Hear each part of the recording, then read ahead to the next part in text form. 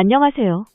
경제적, 육체적 어려움으로 힘든 분들에게 정확한 정보를 제공하여 희망적인 결과를 만들어드리는 회생 가이드입니다. 소비자 파산은 법률 용어는 아니나 일반적으로 비영업자의 자기 파산 신청 사건을 가리키는 관용어로 사용되고 있습니다. 봉급생활자, 주부, 학생 등 비영업자가 소비활동의 일환으로 자신의 변제 능력을 초과하여 과도하게 물품을 구입하거나 금전을 차용한 결과 자신의 모든 재산으로도 채무를 변제할 수 없는 지급불능 상태에 빠져 그 정리를 위하여 스스로 파산 신청을 하는 경우가 전형적입니다. 소비자 파산은 법인 파산과는 달리 청산을 목적으로 하기보다는 잔존하는 채무에 대한 면책을 받아 경제적 갱생을 하려는 절차로서의 의미를 가지고 있습니다.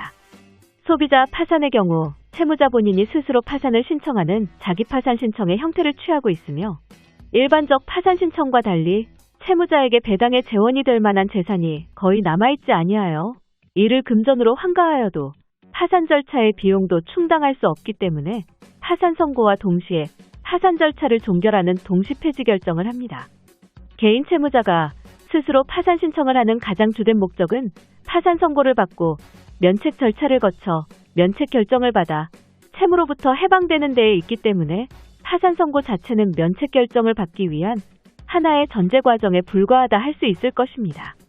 면책 신청을 하기 위해서는 파산자이어야만 하기 때문입니다.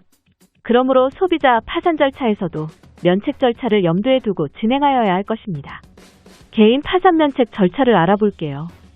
첫 번째로 채권자, 채무자 및 채무자에 준하는 자, 즉 법정대리인, 파산회사 대표자, 이사, 지배인이 신청할 수 있습니다.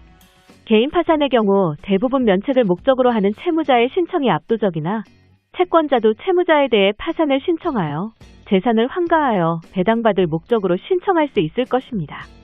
다음으로 개인 파산에서는 원칙적으로 채무자의 주소지를 관할하는 지방법원 본원에 파산을 신청해야 합니다. 다만 서울 동부지방법원, 서울 남부지방법원, 서울 북부지방법원 또는 서울 서부지방법원의 관할에 속할 사건은 서울회생법원에만 신청할 수 있습니다. 또한 영업소를 가지고 있는 개인이 파산을 신청하는 경우 영업소 소재지를 관할하는 고등법원 소재지의 지방법원 본원에도 파산을 신청할 수 있습니다. 따라서 인천, 경기, 강원 지역에 영업소를 가진 개인도 이 지역을 관할하는 고등법원 소재지 지방법원인 서울중앙지방법원에 개인 파산을 신청할 수 있습니다. 다음으로 파산 신청서를 법원에 제출하면 한 달 정도 후에 신문일자가 정해져서 신청인에게 신문기일을 채권자들에게 의견 청취서를 보냅니다. 다만 채무자의 신문이 필수적인 것은 아니며 신청서 및 첨부 서류만으로 파산 여부를 결정할 수도 있습니다.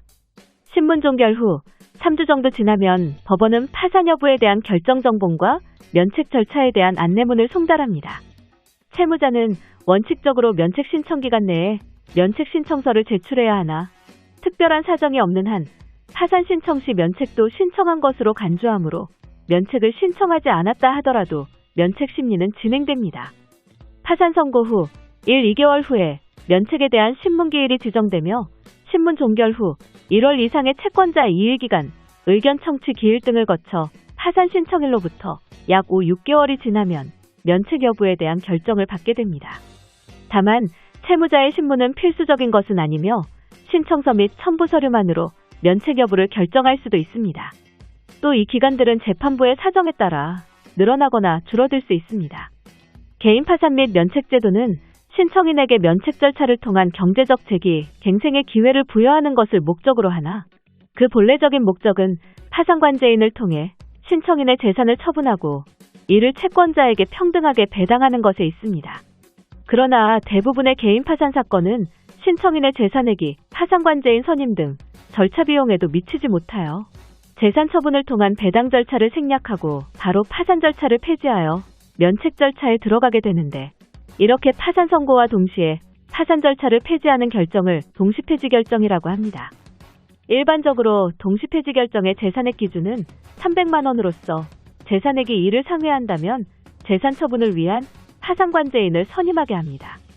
그러나 신청인에게 이 금액을 초과하는 재산이 있어도 그 재산이 임대차 보증금, 자동차, 가재도구 등 채무자의 기초적인 생활에 필수적인 것이라면 신청인의 기본적인 생존권을 보장한다는 차원에서 상당한 금액이라도 실무상 동시 폐지를 하는 경향이 있습니다. 또한 채무자 회생 및 파산에 관한 법률은 면제재산제도를 신설하여 채무자 또는 그 피부양자의 주거용으로 사용되고 있는 건물에 관한 임차보증금 반환 청구권 중 일정 부분과 6개월간의 생계비에 사용할 특정한 재산으로서 일정 부분을 파산재단에서 제외시킬 수 있도록 하여 파산 선고를 받은 자의 기초적인 생계를 보장하고 있습니다. 파산법은 파산과 면책을 별개의 제도로 규정하고 파산자만이 면책을 신청할 수 있도록 하여 실무상 파산 선고 후 면책 신청을 하지 않아 면책되지 못하는 채무자가 다수 양산되었습니다. 이에 대법원은 예규를 제정하여 파산과 동시에 면책을 신청할 수 있도록 하고 그에 따른 양식을 대법원 홈페이지와 각급 지방법원 본원에 이를 배포하였습니다. 현행 통합도산법은 파산 및 면책을 동시에 신청할 수 있도록 하고 간주면책 제도를 신설하여 채무자가 파산 신청을 한 경우 특별한 사정이 없는 한 면책도 신청한 것으로 간주하여 따로 면책을 신청하지 않은 채무자가 불이익을 받지 않도록 배려하고 있습니다. 신청 후 혜택은 무엇이 있을까요? 파산을 하게 되면 결정적으로 본인의 채무액에 대하여 면책을 받을 수 있는 기회가 생깁니다. 즉, 파산 없이는 면책도 없습니다.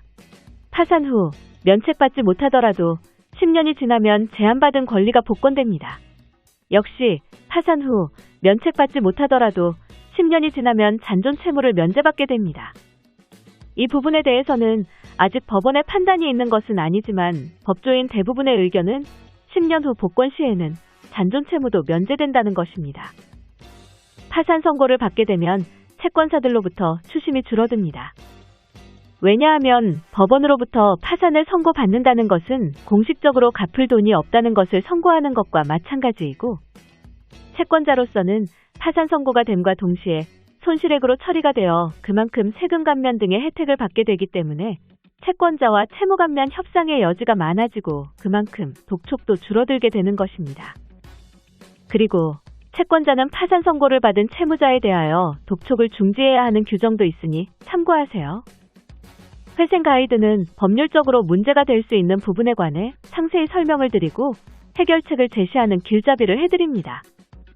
항상 노력하는 자세로 의뢰인의 이익을 최우선하는 모습을 보여드리겠습니다. 그 밖에 더 많은 정보는 네이버 회생 가이드 카페로 오시면 확인하실 수 있습니다. 내용이 마음에 드셨다면 구독과 좋아요, 알림 설정 부탁드립니다. 더 좋은 내용으로 찾아오겠습니다. 감사합니다.